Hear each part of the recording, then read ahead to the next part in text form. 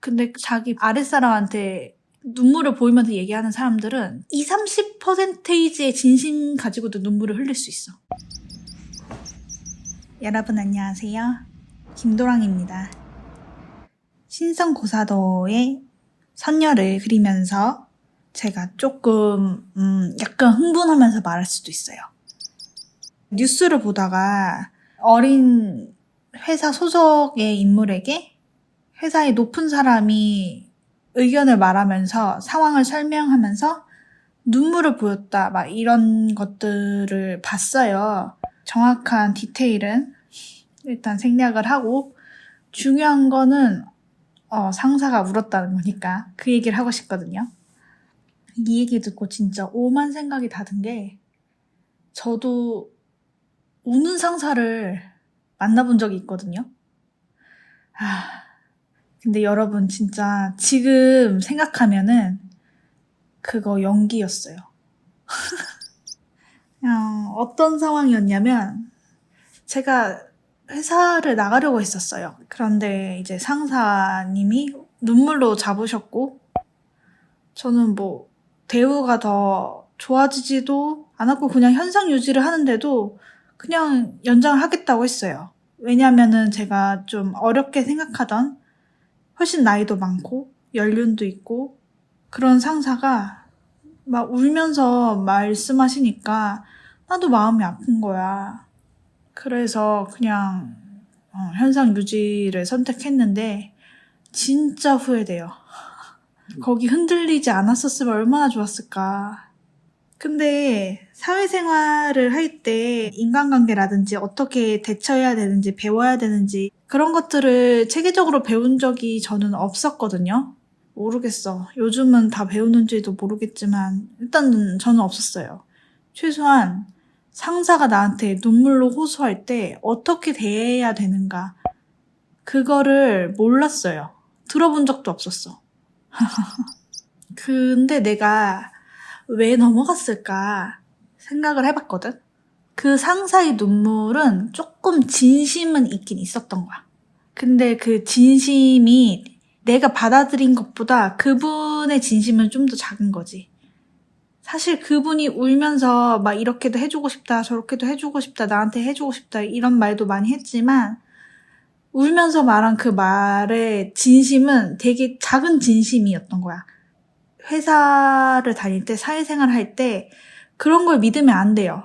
그런 거를 기대를 하면 안 돼. 계약서를 쓰지 않는 이상 그런 거를 믿으면 안 되는데 나는 눈물에 넘어가서 이분이 이제 나를 챙겨주시려나 보다 하고 넘어갔지. 아휴 진짜 바보 같다. 그때 저로 돌아간다면 그분이 울 때 나 같이 울었거든?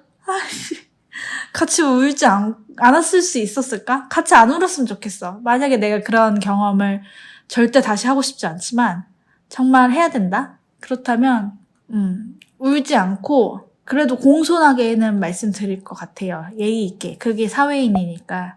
말씀해주시고 애써주셔서 참 감사한데 이게 진짜로 이루어지려면 제가 계약서라든지 그런 것들이 필요할 것 같습니다. 뭐 이런 식으로 얘기해보고 딜 제대로 해보고 안 되면 떠나든지. 눈물로 무기를 쓰는 사람은 제 개인적인 의견이에요. 뭔가를 보장해줄 수 있는 사람이 아니에요. 실질적으로 주는 건 없어요. 없으니까 우는 거야. 울어서 넘기는 거야. 그리고 그분도 진심이기 때문에 진심으로 울어. 근데 보통 사람이 진심의 정도가 한 90일 때 눈물을 흘려? 근데 자기 아랫사람한테 눈물을 보이면서 얘기하는 사람들은 제가 봤을 때 대체적으로 한 20-30%의 진심 가지고도 눈물을 흘릴 수 있어. 진심으로. 자기 자신에 또 취해. 그 눈물은 진정성 있는 눈물이 돼요. 그렇기 때문에 그거를 보는 사람은 이 사람이 정말 저렇게 눈물을 흘리다니 하고 넘어가기가 쉬워. 근데 그러지 말아야 했었는데 정말. 근데 있잖아요. 만약에 내가 아예 사회초년생이었어 봐. 아예 사회초년생 때 그런 걸 겪었으면은 누구한테든지 물어봤을 것 같아. 우리 상사가 울면서 나한테 이렇게 말하는데 이게 맞냐 물어봤을 거예요. 그러면은 그 상사의 눈물의 진정성을 직접 보지 못한 그냥 팩트만 들은 사람들이 여러 가지 의견을 줄 수 있을 거고 저는 거기서 또 나름대로의 생각을 했지 그냥 상사가 원하는 대로 그대로 움직이지는 않았을 것 같아요. 근데 제가 그때 조금 머리가 컸던 거야. 사회 초년생 때 말고 조금 사회생활을 하고 나서 몇 년 있다가 내가 어느 정도 사회생활, 직장생활을 파악을 했다고 믿는 그런 순간이 보통은 한 번쯤 와요. 사춘기처럼. 이거 다 이런 거지 뭐. 이런 식으로 어느 정도 안다고 믿는 그 순간이 와요. 실제로도 사회 초년생 때보다 훨씬 더 실수나 이런 거 해도 뭐 어쩔 수 없지. 이렇게 쿨하게 넘기기도 하고. 누가 욕해도 쟤 또 욕하나 보다. 이렇게 넘어가고. 그리고 누가 막 이렇게 일이 막 굴러가도 마감 일정 이런 거를 계산해서 그렇게까지 급하진 않은데? 이런 판단도 가능한 시기가 도달했을 때 내가 어느 정도 안다는 착각에 빠져서 어떤 일이 일어났을 때 좀 덜 물어보게 돼. 내 머릿속으로만 판단을 하게 돼. 왜냐면 내가 어느 정도 안다고 생각을 하니까. 일단 저랑 제 주변 몇몇 친구들은 이 이야기를 했을 때 우리가 그런 시절이 있었다. 그런 합의가 있었어요. 정말 부끄러운 일이야. 난 지금도 세상을 모르고 그때는 더 몰랐는데 어떻게 안다고 생각했는지 아주. 아무튼 그렇게 사회를 안다고 생각하니까 그 상사가 울 때 그 대처도 다른 사람한테 안 물어봤어요. 이거 이제 어떻게 된 건지, 어떻게 해야 될지. 이거를 내가 그냥 내 판단대로 한 거야. 그러니까 진짜 휘말려 버린 거죠. 근데 너무 웃긴 게 나중에 들은 건데 그분이 또 나 말고 다른 사람한테 나처럼 한 적이 있었대요. 어떤 걸 제시하지 못하니까 눈물로 얘기를 하신 거야. 나는 F적인 성향이 있어가지고 상사가 우니까 나도 눈물이 나고 막 이랬는데 그분은 T였거든? T였는데 약간 그분도 나처럼 그 당시에 사회생활을 좀 안다고 생각하는 게 있었나 봐. 저 사람이 저렇게 무너져서 울 정도면 나한테 주도권이 돌아오겠다, 쉽겠다 이렇게 생각을 하고 넘어갔대요. 그래서 결과적으로 나랑 똑같은 결말. 그 눈물 흘린 분이 원하는 대로 움직여졌지. 상사라는 존재는 밑에서 보면은 유능하지 않게 보일 때도 있을 거예요.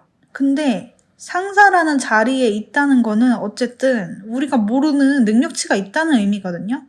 그중 하나가 쉽게 눈물을 흘릴 수 있다는 거. 그 쉬운 눈물에 진정성을 담을 수 있고 그걸로 이렇게 사회생활 다 아는 줄 착각하는 순진한 애들을 얼마든지 쥐락펴락할 수 있다는 거. 물론 이게 다 제 개인적인 경험이기 때문에 모두가 그런지는 모르겠어요.